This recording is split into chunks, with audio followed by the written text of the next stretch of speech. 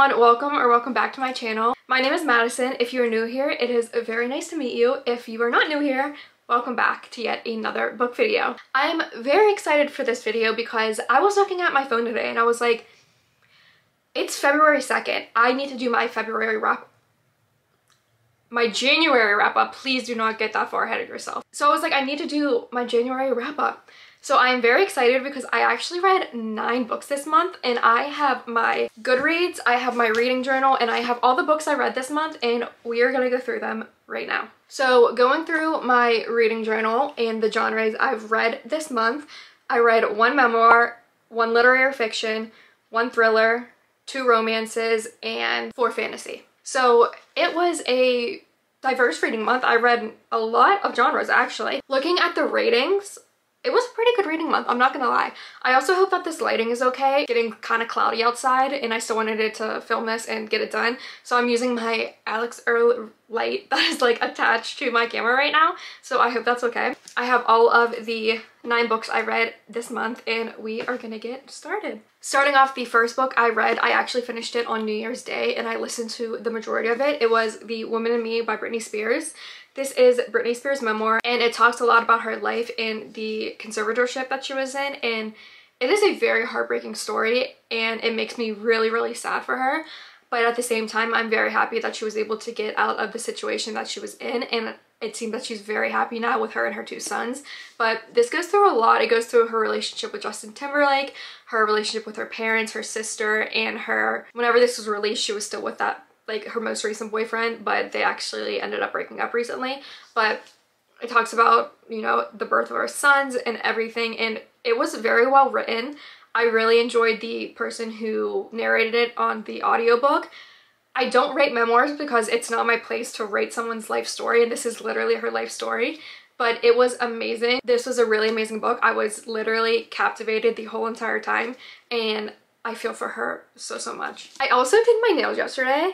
They are Valentine's Day themed because it is now February, and I am like in love with them. I'm obsessed with them. Moving on, the second book that I read this month was Ruthless Vows by Rebecca Ross, and it is the second and final of the Divine Rivals duology, the Letters of Enchantment duology. Now, I went through my rating system on here before, and I just want to say a 3-star is not a bad rating for me. It's just not my favorite book. I gave this one a 3 stars, and I'm going to explain why. If you don't know what the Divine Rivals duology is, there is a war going on between gods, and they were set to rest like years and years ago, but 2 of them awoke and it's now a huge war going on. And Iris, the main female character in this, her brother is fighting in the war, and she is actually a writer at the local paper, and her academic rival co-worker is named Roman. Iris actually has a magic typewriter, and she thinks that the letters that she's sending through her wardrobe is going to her brother Forrest, until one day she gets a letter back that says, "This is not Forrest." And the whole time it's Roman, and he knows that it's Iris writing to him, but she doesn't know she's writing to Roman. So that's the first one, and then this one leaves off right after the second one. And it's kind of the opposite in this one because she's writing to him and he doesn't know, and he's writing to her, and you know. Did I explain that right? I hope so. But the reason why I only gave this one a 3 stars is because we don't get any bit of Iris and Roman until like a little over halfway of the book, and that made me really sad because I really loved their love story in the first one and I wanted more of them. This book is a lot more political and focused on the war that's going on. Not to say that it was not a good book, I just definitely preferred the first one more, and I am happy with the ending of this though and how everything turned out, but I definitely prefer the first one to the second one.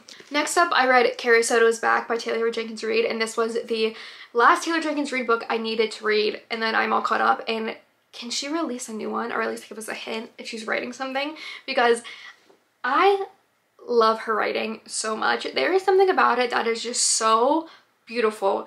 And this isn't even a romance book, and something about the father-daughter relationship in this pulled on my heartstrings. It was so beautiful. I gave it a 4 stars. If you don't know what Carrie Soto's Back is about, basically Carrie is a retired tennis player, and at one point she was best in the world, and she holds the title for most Grand Slam wins until a younger player named Nikki Chan is actually set to tie her. So she decides to come out of retirement and basically keep that title. It goes through her preparing, it goes through her training, it goes through the actual matches, and I know nothing about tennis, but that did not make me like this book any less. It was amazing. Taylor Jenkins Reid writing is just amazing. I don't know how many times I can say amazing, but Daisy Jones and the Six is like one of my favorite books in the whole entire world, and this was so good. And this was the last one I had to read, and I have no other Taylor Jenkins Reid books to read, so I really hope that she's writing something. Next up, I read The Legacies by Jessica Goodman.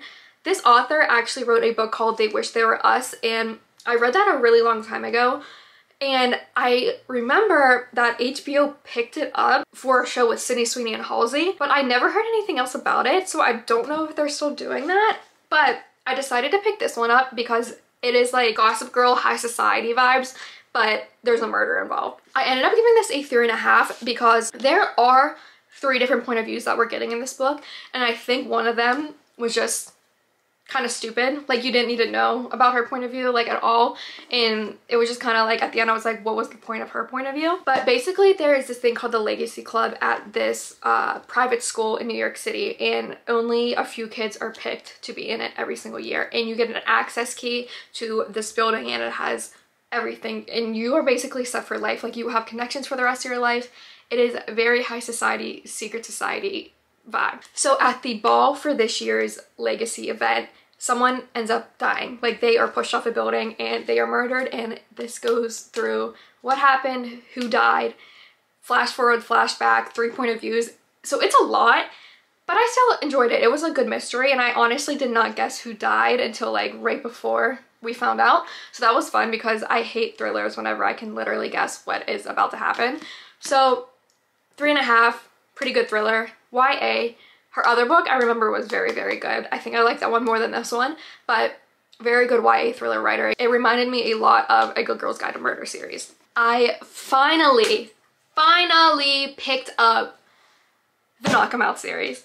I've had these books on my TBR for so goddamn long, and I finally picked up Things We Never Got Over. I'm just gonna show you the tabs that I did for this book.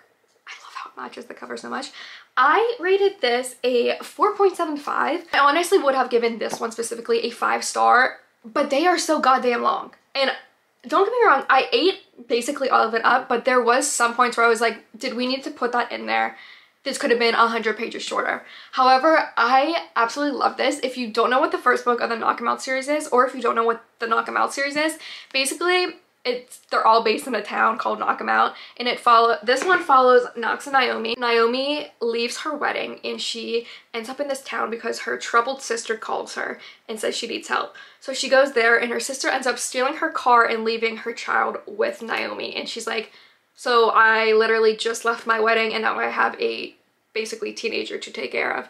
And she meets Knox, and it is a very small town cozy romance vibes. I ate this up. Like, I'm not kidding, I ate it up, and I don't know what else to say about it because it was so good. I feel like I am the last person in the world to read these books. If you want a book that will have you literally kicking your feet, like whenever I tell you, I literally have a tab specifically for kicking my feet, and a lot of it is that tab. I'm not kidding. So good. And then I picked up Things We Hide from the Light, which is the second book in the Knock 'Em Out series, and this actually follows Knox's brother Nash, who is a police officer, and he's going through some PTSD trauma, and Lena, who is actually Knox's ex-girlfriend from the first book. I gave this one a 4. So I didn't like it as much as the first one, and I still have to read the third one, so don't think that my next book that I pick up is going to be the third one. I know a lot of people anticipated that one the most, and as I was reading these 2 books, I was like, yeah, me too, but a lot of people were disappointed, so I'm kind of scared to pick it up. I loved this. I love the covers of these also. Like, look at my tabs. Like, that is just so fun. Again, had a kicking my feet tab. Basically, this is reverse Grumpy Sunshine, so she's like the grump and he is like sunshine, but in the same way he's depressed and has a lot of mental health issues. So look up trigger warnings of this book, I'd say. It also does deal with PTSD, but she's just kind of like someone who like never wants to be tied down to a man, and like she's a free spirit, and he's someone who's like looking for love, which is usually not how it goes. But I rated this one 4 stars. Again, not much else to say other than you will be kicking your feet if you read this book. And then the next like week or so, I filmed a video which is already up on my channel. It is Instagram followers pick my fantasy TBR for the week. And I started off with Light Lark. I'm not gonna get too much into these ones, but I'm still gonna explain them to you just because I have a whole video on it. I only rated this one a 2 stars, which was really disappointing to me because I really thought I was gonna enjoy it because I see the author on TikTok a lot and I feel like a lot of people did enjoy it.